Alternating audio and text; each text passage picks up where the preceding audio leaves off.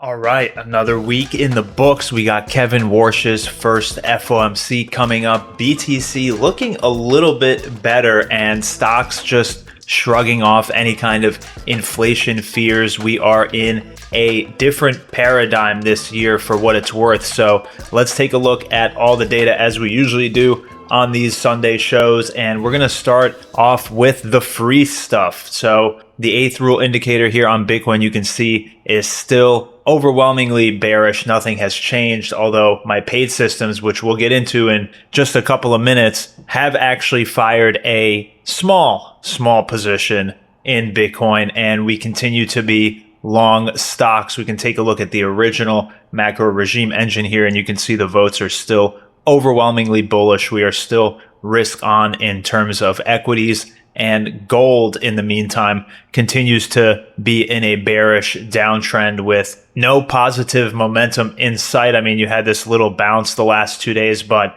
that really hasn't changed the direction of travel, which continues to be down. And out of curiosity, we can take a look at Ethereum really quick. Same thing, kind of just mimicking the overall crypto market, still in a bearish downtrend. And of course, the eighth rule, as you probably already know by now, is free on TradingView. All the settings that I use here in the video for equities, for Bitcoin, for Ethereum, for gold are all available on the TradingView page. And actually, if we look at the SPY really quick, you can see we are still in a bullish uptrend. We had this massive down day, massive, whatever, in context, 5%, which was on June 5th. And it was funny watching my timeline, everyone saying it's over, sell, that was the top, game over. And, we've since rebounded. I think we'll probably just end up chopping for a couple of weeks, but the real catalyst will be on Wednesday when we have the FOMC meeting with Kevin Warsh's first presser. And it'll be interesting to find out whether he's going to be dovish or whether he's going to be hawkish. We'll just have to wait and see. I'm not going to put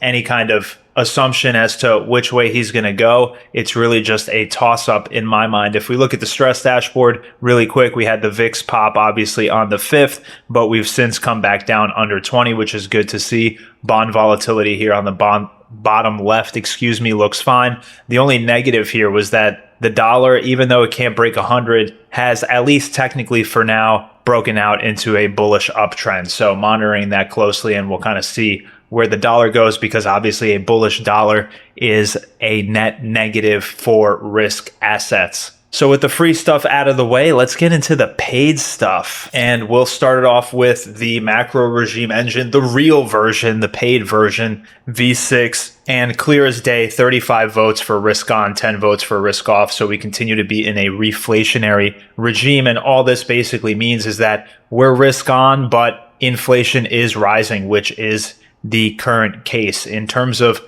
my positioning for gold, still bearish, no position. For Bitcoin, 10% position. So this is 2% of my overall portfolio.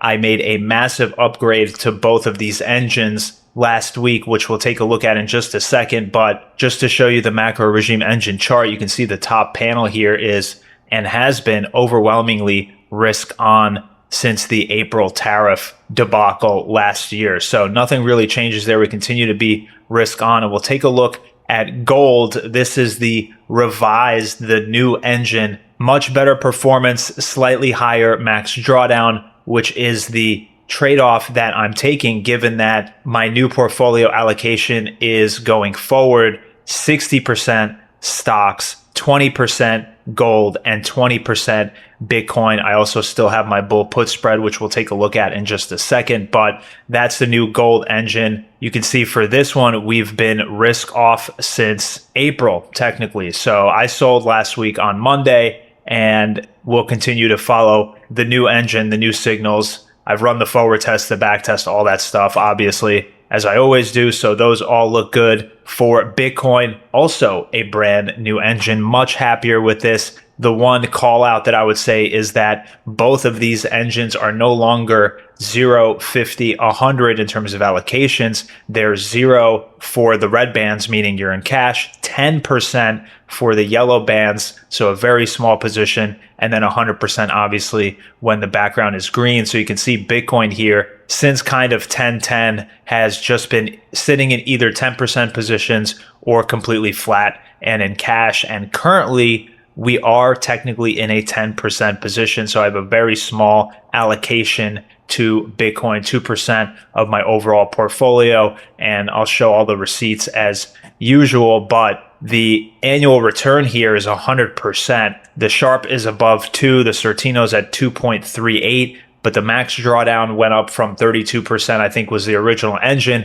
just because it sat in a 50% neutral position most of the time. Max drawdown has gone up to 41%, which again is a trade-off that I'm willing to take, given that my allocation in terms of overall book total portfolio is only 20%. I'm still running my small 3% degen sleeve, the altcoin scanner, all that stuff. But for my main portfolio, this is what I'll be using. This engine is a lot more active, so more trades per year. So members on Substack, if you're interested, links in the description. We'll be getting probably a slew of emails whenever this thing starts really firing. So regardless, the heat maps also, I didn't actually mention this, but all these sector heat maps also got revised engines, so you can kind of see what some of these look like. So we could take a look at XLK technology, for example.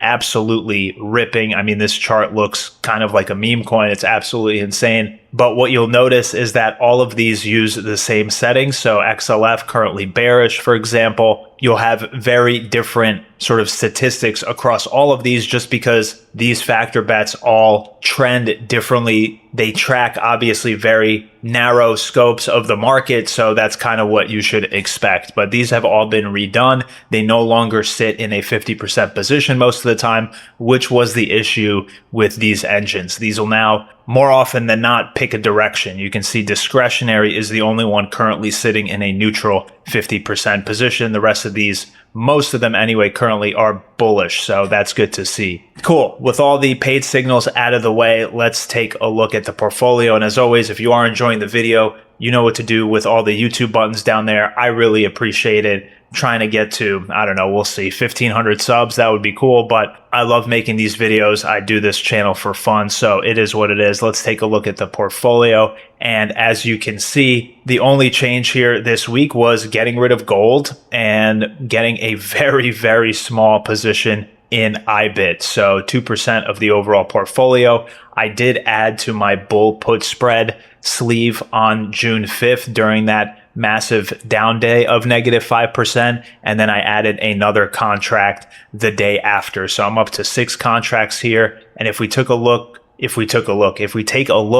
at the Analyze tab, which is a good way to kind of see your potential P&L for these kinds of options trades, you'll see that the target profit is about $1,200 and the max loss is $4,800. So this is a capped strategy, meaning there is a max loss and I know what my risk is going in. So the reason I love these bull put spread sleeves, I've done an entire video about them, so I won't spend too much time going over it. But basically the alpha here is that the market can chop all year. It can chop until December. And as long as I'm still putting on these sleeves, I will continually make return on capital. The market doesn't even have to go up for me to make money on these. It just can't go down a certain amount. So generally what I do is I will take SPY. I'll give you a quick speed run of this. I'll go out to the closest thing that's near 45 days to expiration. So you can see in this case, we can either pick the 31st of July or the 24th of July. Let's pick the 24th of July. I will take a look at the delta and I will usually get anywhere between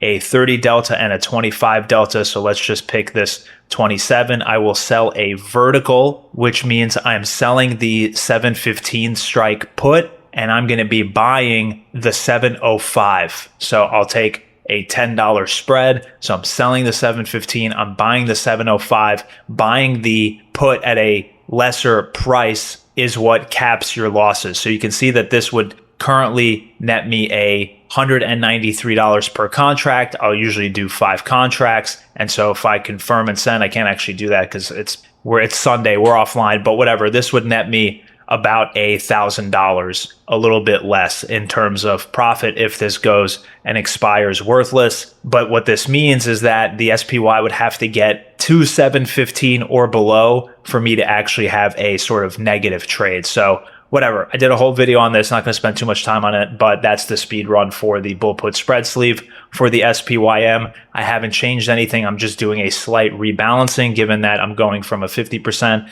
allocation in SPY to 60%. So I did my first DCA on June 5th. I will do the final one this week and I'll be fully allocated, 60% to SPY. We'll see what happens with Bitcoin. If we get a fully green bullish signal, that would be the first one in like a year and that would be incredible. But I'm not going to front run anything. We'll see what happens with the signals themselves. I think Bitcoin still has to do a pretty decent amount of work here to actually turn bullish. You can see kind of the last 3 or 4 times we turned bullish was in 2025. So it's been a brutal bear market so far, but it could get worse. So we'll follow the systems. It is what it is. And that's pretty much that. I kind of skipped macro weather and all the global liquidity stuff this week because there wasn't much of a change. Again, it's the same thing as last week. Inflation is up. So the 6-month SAR versus the 3-month SAR is up. Inflation is accelerating. Everything else looks pretty positive. Growth is good. Monetary policy is slightly improving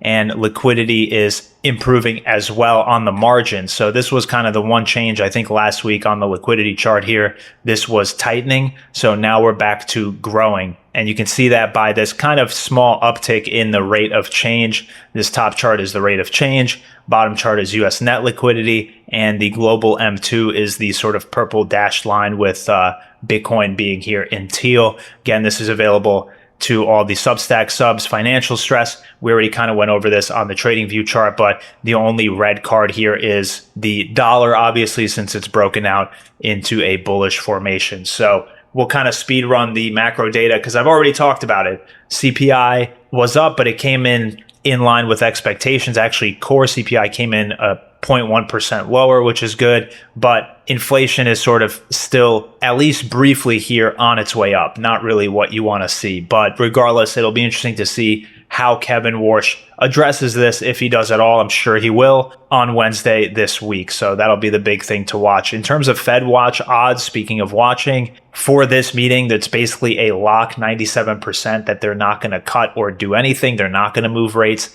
And it's the same thing out to July. And it's honestly even almost the same thing out to September. I mean, there's a 25%, so a 1 in 4 shot that they'll actually raise rates. And then for October, it's a little bit worse. It's actually 60-30 with a 5% chance of a second rate cut. For December is where it really gets murky. It's about 50-50. And the odds are that we will have a rate hike by that point. So by the end of the year, we might be looking at higher rates, but we'll see what happens. For the on-chain data, not really much to call out here. The UTXO block P&L count ratio model was the only thing kind of worth flagging. You can see where it is here. It's almost close to signaling. And I did want to bring up these two charts. The realized profit and loss ratio bottom alert just fired recently. So that's a positive in terms of if you're a DCA investor, these are excellent prices to be DCAing Bitcoin, at least in my opinion. Again, not financial advice, do your own research, yada, yada, yada. Second model, same thing, kind of like the one we just looked at, the UTXO P&L supply ratio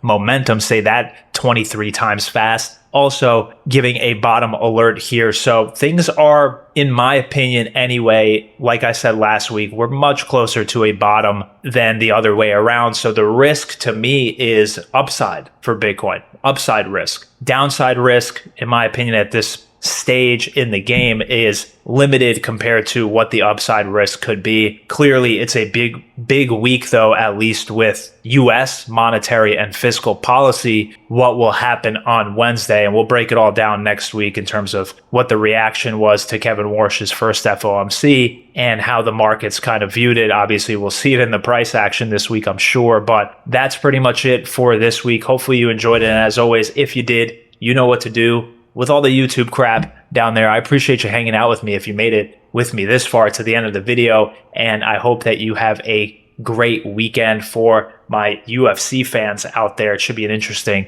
card over there at the White House today. So keep an eye on that one. I know I will be watching. And as always, I'll see you next week for the next breakdown. Have a great one out there. Cheers.